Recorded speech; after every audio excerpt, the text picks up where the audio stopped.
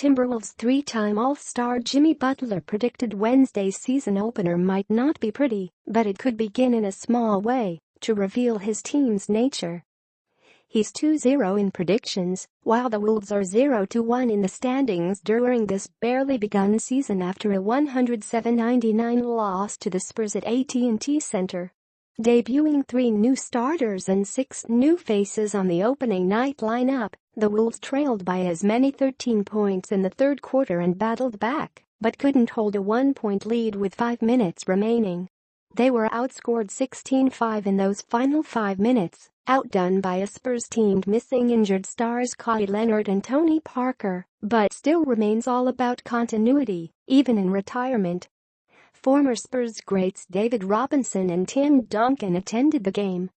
The Wolves, meanwhile, often looked like a team that has only played 3 preseason games together.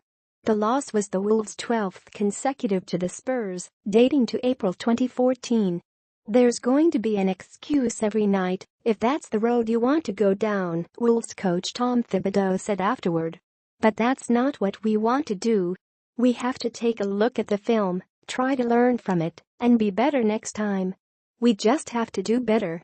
While Spurs coach Greg Popovich turned to his most veteran players late in the game, Thibodeau mixed and matched up lineups, pairing starters Karl Anthony Towns and Butler for much or all of the fourth quarter with reserves Tyus Jones, Nemanja Bjelica and Jamal Crawford, all of whom helped the Wolves back from that 13-point third-quarter deficit.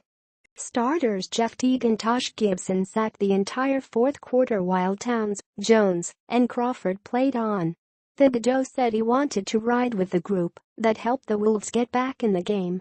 Owner of 5 NBA championship rings, Popovich called upon veterans Manu Ginobili, LaMarcus Aldridge, Danny Green, Patty Mills and even newcomer Rudy Gay down the stretch after the Wolves had used a 16-5 run and Butler's capping jumper to turn an 87-77 deficit after 3 quarters into that 92-91 lead with 5 minutes left.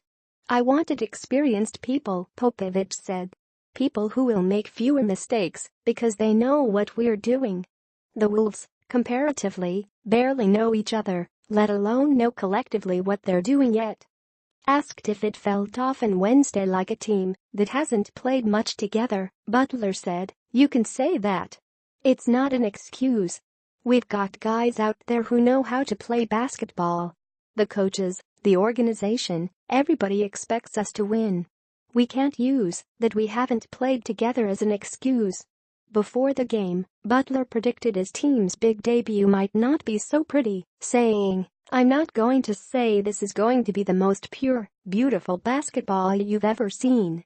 He also said he didn't have any questions about his new team, but added, "I just want to know if we're going to be the toughest team night in and night out."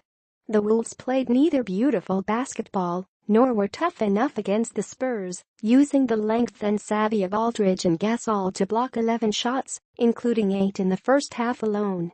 The Spurs also made 5 of their 8 three-pointers to build an 11-point lead near the end of the first quarter. "We did things that are not winning basketball," Wolves big man Karl Anthony Towns said. "We made winning plays to get back in the game, and then we reverted to our old ways, not making the winning plays. It cost us in the end."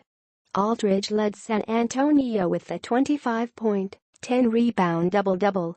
The Wolves' Andrew Wiggins scored 12 of his game-high 26 points in the third quarter, while Towns had a double-double of his own with 18 points and 12 rebounds. Butler had 12 points on 5 for 12 shooting, 4 rebounds and 3 assists in his Wolves debut. "A lot of ups and downs," Butler said. "We put ourselves in position to win. At the end, they did what they were supposed to do and we didn't. That's a really good team, even though 2 of their really good players were out. They always find a way to win."